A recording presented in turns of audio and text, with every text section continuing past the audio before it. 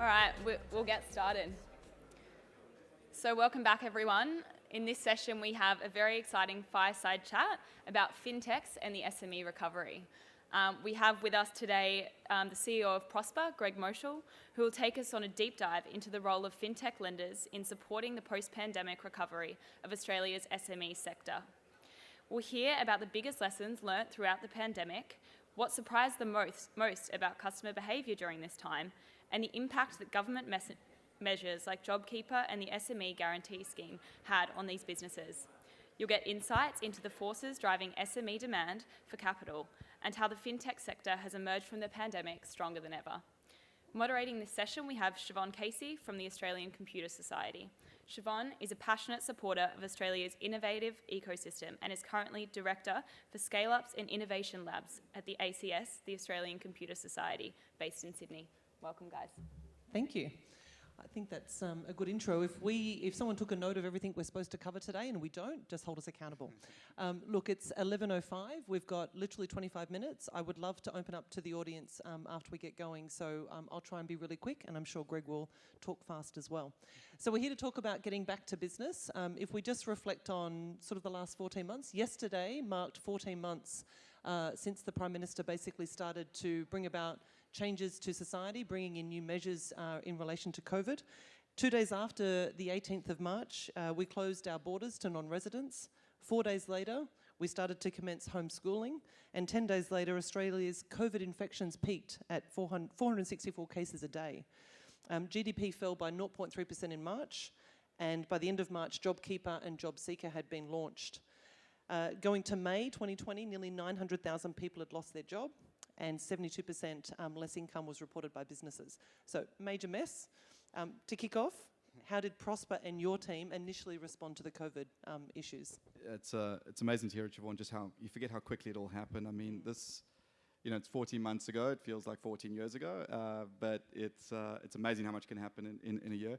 I think for us, it really just started. You started hearing about it in January and February, and all of a sudden it was like, it was something that was happening, and it started happening in Asia, and it was starting to spread, and certainly we were thinking about it ourselves. But just the pace that it went from economic crisis, a health crisis, almost into an economic crisis was almost in the space of a week, and it really started happening when businesses were getting shut down. So Prospa at that point, we're a listed company. We have north of 200 employees. So obviously it's a lot of pressure, when things turn around and things go in the wrong direction. But ultimately, it was so severe that we didn't have that many options when you actually think about dealing with a crisis. So pretty immediately, it was having daily war rooms. It's consulting your board, it's consulting experts. But really, what used to happen was you used to read the paper every day, and depending on what the Prime Minister decided to do was depending on what you used to do that day. So if an industry was getting closed, for instance, hospitality, they made rules of 4 square meter distances, and just the challenge of that was, well, all of a sudden the hospitality had to be something we had to look at. So really what we decided to do was we firstly looked at our team, and we said, well, let's worry about the health of our team. So we were in a very fortunate position where as a company we were already moving to distributed workforces and remote working. So everything at Prospa was already cloud-based, from our telephony systems to people being able to work online from home. So fairly quickly, within a day's turnaround, we could have people working from home, up and running, and we felt that was, obviously our first duty was to take care of our team. Then, of course, there was our customers. Now, our customers weren't looking for, more support from us in terms of capital, which is generally what we do. They were looking for support from us for the customers that we'd already lent to.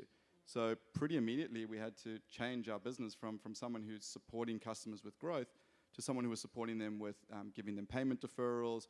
We have, obviously a strong data understanding of our customers. So we were proactively looking at, the customers that were going to need support by vertical, by geography. And really, we flipped into just a support-based business. And that was a huge shift and a huge change, and just happened really, really quickly. Can I ask, did you actually have in a risk register, which is not common in startups and scale-ups, but in detail, but a black swan event, had you actually factored that in and had some mapping around that or not? We did. I think we had a playbook. Obviously, as I said, as a listed company, and we have audit and risk committees, so we do have scenario planning. I think the idea of having a scenario based on the world getting shut down, small businesses getting shut down, and just everything getting turned on its head, I'd say the playbooks actually just all went out the window. So although we did have some reference guides, and we did enact, from a BCP point of view, and getting people to work from home and those types of things, the actual activity of trying to work out what was going on in the world, we sent people home saying, look, go home, it'll probably be a week or two, make sure you take your laptops, I'm sure you'll be back in the office. We're sitting here 14 months later, most of the team's still not back in the office. So, obviously it's open and optional, but it's pretty wild when you think about how agile and how adaptive everyone had to be in that situation. Let's move on to the broader fintech sector, thinking about where that pathway and where that energy and focus was in March last year. Where are we at now? What's changed in relation to COVID, of course? Yeah, I think, look, it feels like a completely different world. I mean, we're sitting here in May. I mean, from a business point of view, things are going really, really well. And ultimately that starts from a customer demand standpoint. So customers have really turned around. They're looking for opportunities again. They're taking advantage of those opportunities. In terms of what we've seen shift, what we've seen, and I think it's true probably for anyone in this audience as well who's in the fintech spaces, there were trends that were happening that I think the adoption and the speed was accelerated, but I don't feel that things changed dramatically that weren't already moving in that direction. So, the digitization of financial services, that was certainly something that's underway. Customers just wanting to move at pace and get faster decisions and move quickly. That's we finally got banks to accept non-wet signatures. Exactly right. Happy So days. I think that's probably the interesting thing, that some of the incumbent institutions, I think that's where we've probably seen some of the biggest change. That these were things that were on the list, and that speaking to some of the banks, there was projects that were going to take 2 years that they had to complete in 2 weeks. And it's amazing when there's like an impetus and kind of necessity, certainly breeds innovation. And I think the exciting thing we're seeing is, from the whole world, we've had to actually shift to what is some of the accelerated behaviors. So we're looking at the adoption of payments, we're looking at e-commerce, we're looking at just how people are now starting to interact, and their acceptance of fintechs. Again, I think that's accelerated dramatically. So we're personally sitting here going, it's a really good time. Also, just want to caution, of course, we're sitting in Australia, which can sometimes be somewhat of a bubble compared to the rest of the world. I know personally I've got family all across the world in the UK, South Africa, and other countries, and it's not quite the same as what we're experiencing here. So I think we're just blown away that when we're looking at our customers, their savings rates have absolutely gone up, their business models have adjusted where they've reduced costs, they've got themselves in a better position. And now that the consumer demand's returning, and just a reminder, consumer demand's at the best it's ever been. People are just absolutely, bullish and excited. So what we're starting to see is, it's a very excited consumer base. That's starting translating into businesses. The one call out, of course, that we're starting to see around the world is that is starting to put pressure on prices. So, Siobhan, we were talking a little bit earlier about, demand for talent, and that's driving up probably wages. We're going to see businesses absolutely spending more and trade increasing, so that's probably going to result in some level of inflation. But to be sitting here a year after COVID worrying more about inflation than anything else is a pretty good position, I think. Yeah, totally. Well, it's a good segue into one of the next questions. So in July last year, we reached the highest unemployment rates we'd had in over 20 years. Yes. And Victoria was actually going into their second 6-week lockdown. So Victorians really had it hard. What do you think was the impact of the government's temporary assistance measures, particularly JobKeeper and JobSeeker? Yeah, so I think JobKeeper and the free childcare. Free childcare, yes. I think, look, JobSeeker was absolutely vital. I mean, people just needed that support.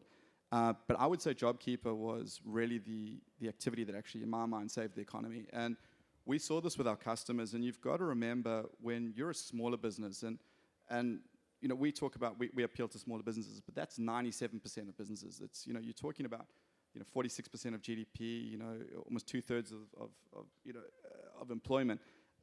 That's where the jobs are. That's where GDP is coming from. So JobKeeper was vital because businesses don't have pent-up reserves. They don't have large balance sheets that they can leverage when things turn around. People are looking at week to month kind of planning. And what started happening was they just didn't have those buffers, and the government moved very, very quickly. But when you look at the unemployment rate and how quickly it sparked up, we had small businesses, and I had friends with small businesses that were, unfortunately letting go of, 10, 20, 30, 50% of their staff within a week or two. So I truly believe that if the government hadn't done JobKeeper, I don't know where we'd be right now. I think that was absolutely fantastic. I think the government did a lot of brilliant things, but JobKeeper from an economic basis, in my mind, was just an absolute game changer, and I just couldn't speak more highly of it. So let's move on to the role that FinTechs and obviously Prospa played with the SME Guarantee, that scheme. How did that roll out with you guys, and what benefit did you see that delivering? Yeah, absolutely. So I think that the guarantee scheme was helpful. Look, it started fairly early. The government was offering support where they would cover 50% of losses. We took a slightly different approach to the rest of the world. In the UK, it got up to 80%. And in the US, it was a different program, which was triple P loans, where they actually gave 100% cover, so that all losses would be covered by the government. And they actually used banking and FinTech as a way to distribute capital to those small businesses. So, look, I think the way the government did it here was good and positive. I think because they still expected a fair amount of risks to be taken by the lenders, it was probably a bit slower on the uptake and than it potentially could have been. As we've watched the program evolve, it's certainly been something where it's probably been directed a little bit more into something that will support the banking sector rather than the FinTech sector, which is a little bit unfortunate, but certainly the fact that the government stepped in and it's offering a program like that. From Prospa's point of view, we were very lucky to be beneficiaries of the guarantee scheme. We put out a great amount of capital to our small business customers, which was really, really helpful. And then we also got funding through the government as well, which we were able to pass on to our customers. So overall, we think the government support was really, really good. The guarantee scheme, I think we went a bit softer than the rest of the world. But when you look at the economic recovery we've seen, I think overall it's been really positive. Yeah, so again, moving through last year, you got to August and the Prime Minister announced that we'd secured a deal for COVID vaccines, albeit that's been a little bit messed up subsequent. Still rolling out. Yeah, but 59% of businesses surveyed at that point in time still said that uncertainty was hindering their investment decisions moving forward. So, talking about confidence, we're definitely seeing a turnaround in this year. Are we back to business? In my mind, yes. I think we are back to business. Now, there's certainly some industries that are obviously still affected. When we look at things like travel and entertainment, that's still something that's coming back. But what we're seeing is, even things like hospitality, that's an industry that's coming back in a significant way. So we're seeing people starting to dine out again. You've also got to remember people aren't traveling as much, so that spending's coming back into the economy, which is really, really exciting to see. So we're seeing customers that are looking for growth opportunities again. We get to see, obviously, transactional data from tens of thousands of customers, so we get to actually see their performance. Many of them performing better than what they were seeing pre-COVID. We're seeing greater savings in those customers. They're in a better financial position.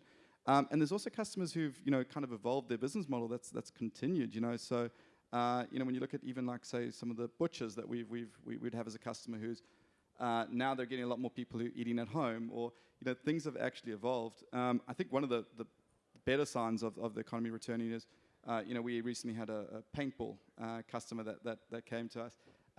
They're absolutely starting to see people to return to corporate activities. I mean, looking around the room, we're all back at live events again, which is pretty exciting. So we're seeing that confidence returning. I think one of the data point that's probably also valuable is probably counterintuitive, but what we saw last year was customers were obviously nervous about what the future was. So for many customers, that meant just batten down the hatches, reduce your costs, don't take on any growth, don't invest. The customers that were looking to invest, they were looking for more security and certainty. So we certainly saw customers with loans and term loans that very much they could know what they were getting, they could know what they're paying back. As the confidence is returning, people are now far more happy to move into more flexible facilities. And that's, again, something that just demonstrates they're not entirely sure what the future is, but there's a lot more optimism, and people are absolutely looking at opportunity again. They're hiring. I think one other amazing thing we're finding is, especially in the hospitality space, just with the closing of the borders, many staff members, especially in hospitality, are obviously not available, and unemployment's at record lows. So interestingly, we have a lot of our customers that you would be surprised by in the hospitality side of the world who are actually complaining that getting staff is their biggest challenge, and actually dealing with demand is a bigger challenge. So I think absolutely back to business, yeah. It was in the AFR today that, again, not just tech workers being paid more to get talent, it's in hospitality as well. I was just wondering how many restaurants can afford to continue to pay more for, essential staff to still make ends meet. So definitely, I mean, you've touched on the industries that were most affected: accommodation, food services, transport, and arts and recreation. So that's sort of coming out of it, or lifting. What are the main forces driving the demand for capital amongst SMEs, sort of now? What are you seeing? So look, I think there was a lot of pent-up demand. So for instance, companies that maybe didn't hold as much inventory, or were holding back on maybe that fit out, or the different things that they were going to be doing. I mean, we were pretty amazed by how resilient the small businesses we were, like how quickly they could change their models. I mean, we talked about what Prospa did. Not every single, but a huge percentage of our customers had to do the same thing. They had to change their models in as little as 2 weeks, and it's pretty amazing. Now we're seeing things return back to normal. I think some of the leanness that was being put into some of these businesses is probably pulling back a little bit. Certainly people are looking at investment again. They're looking at buying stock. Probably the most interesting area we see in that is in building and trade. So very much in the construction space. I think we're just absolutely mind blown with how much investment is going into that. We are constantly seeing people from the trades who have huge amounts of jobs. They have months of work that they're building up to, and they just need the capital to actually buy their inventory, buy the tools that they need. And home improvements and things like that just still hasn't dropped off. So Australian property seems to keep ticking along. And we're all building storage areas for toilet paper. Exactly. So it's pretty amazing. So we're seeing especially from the trades, just a huge influx of work. We're seeing more government investment that's going to be coming into that part of the world. So that's just a continuation we're continuing to see. Excellent. So September we saw a bit of a rise in GDP, 3.4% lift. Requests for home loan deferrals had halved from the May numbers, and CPI had also increased. No one obviously foresaw COVID. What surprised you most? What have you seen, and what surprised you most about SMEs' responses to COVID?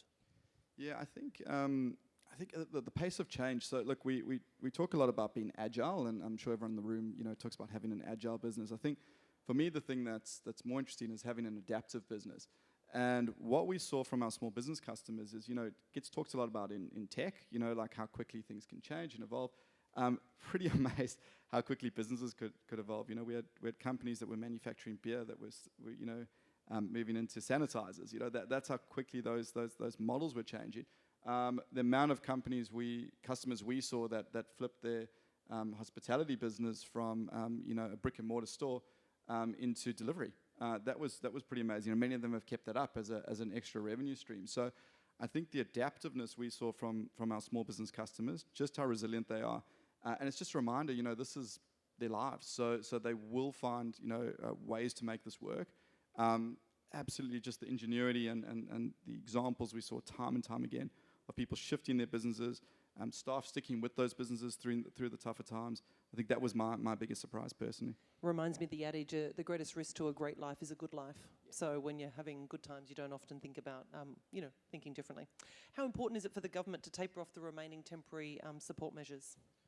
Yeah, so we're believers that it is time to taper off and move back to a functioning economy that doesn't have artificial support. So certainly, as we talked about, when people are more concerned about how they're going to hire the teams they need to grow rather than where that kind of next dollar is coming from, I think that's pretty important. So the JobKeeper was handled really, really well. We saw that taper off on a quarterly basis, which I think was the right way to do it.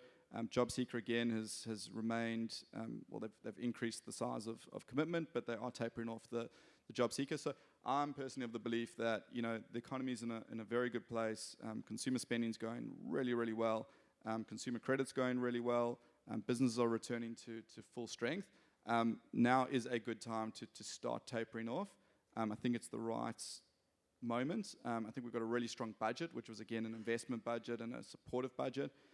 So overall, now feels like the time to start winding down. I think it's in the right direction.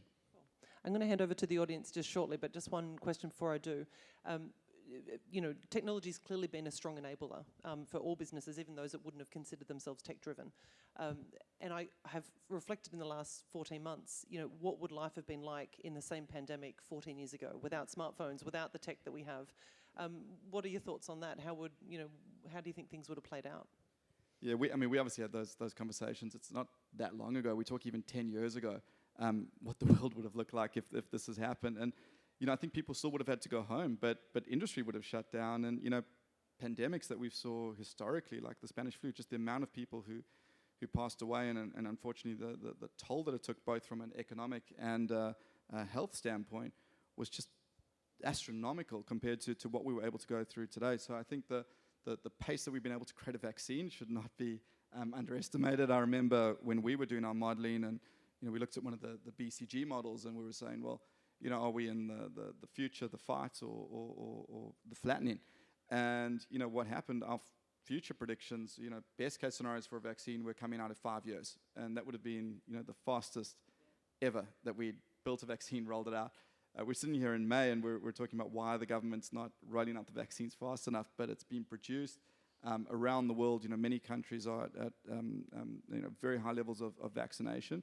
So I think we're very fortunate to be living in a time where we can deal with this in such a significant way, not to underpin the huge damaging cost it's actually had, but absolutely from tech being enabled, and even just things like contract tracing, like the fact that we can live our lives and check in, and we just all did it out here. It's pretty amazing. Great, thank you. Anyone in the audience that has a question, we've got a mic that we can bring to you. Everyone's quiet, not enough caffeine this morning. All right, whilst people are percolating or maybe thinking, don't see any hands, there's often the adage, never let a pandemic go to waste. So to finish up, or to kind of start closing up, what are some of the key learnings for yourself from the pandemic and COVID, and Prospa as a business and as a founder? Yeah, absolutely. I think so many lessons, but I guess just kicking off, moving quickly when you need to, and trying to maintain that pace post-pandemic, I think is really, really important. So not about rushing, but absolutely being able to move that. And then again, that adaptiveness. So how do we, kind of benefit from adapting? So, from a distributed team workforce point of view, we now work remotely. We do have an office that's open for everyone to come into in Sydney, but north of half of our staff are mostly working from home, and that's going to create opportunities. So when we think about the fact that we do have hiring that we want to be making in product and technology and engineering, we can now make that anywhere across the world. It's something that we've got the ability to work more remotely. So I think the lessons are be adaptive, make those changes, but stick with them and look where those opportunities come from. Employment is now definitely a world stage, so that's helping with the tech shortage. I think we have a question, is that right? Yeah, hey Greg, congratulations on taking a really interesting business through a pandemic where, of course, everything, you jump into an Uber car driver's ride, and he's so thankful that he's now getting a ride from the airport to the city, and that's a small business that you've got to support. You guys were out of the blocks first in our perspective on how we're now supporting industry, small businesses. I imagine that innovation hive of you guys is probably full with ideas. Is there anything you can give us an indication of what's likely to come that's going to even further separate you guys from how the pace of innovation that banks just won't keep up with? And we did get everyone to sign an NDA when they walked in, so feel free. Thanks, Clayton. Yeah. So no, look. Absolutely. So look, we very much started with an understanding that capital was a challenge for small businesses. So both from an experience point of view, and actually just being able to give the money that was needed to grow. We started the business a little bit over 9 years ago, and things haven't changed that much. But what it was you'd go to your bank, you'd take 8 weeks for a decision, and that decision was generally a no. So it was pretty amazing the change that we were able to make and continue to make. As we're looking at continuously growing of our products, so we have loans and lines, we're also finding that we're getting more and more into the transactional lives of our customers. So, for instance, with our line of credit, we've got about 70% of our payments getting made to third parties. So more and more as we look at the future, I think moving into that transactional world of our customers, helping them with jobs like things like, from an invoicing point of view, from an expense management point of view, doing more and more of those jobs for our customers, and certainly being more jobs and more services for our customers is where we see ourselves differentiating. So more a service partner of that small business rather than just the purely the financial institution when they're thinking of Prospa. Wonderful. Thank you. Great, thank you so much, Greg and Siobhan. It was great to hear more about how SMEs are recovering. Interesting that you mentioned paintball. I was 2 weeks into starting at Superhero and they decided to go indoor paintballing for the Christmas party, which they do say the best way to bond with people is to go through a traumatic experience. So great to see that paintball's getting back to business. Thanks, guys. Thank you.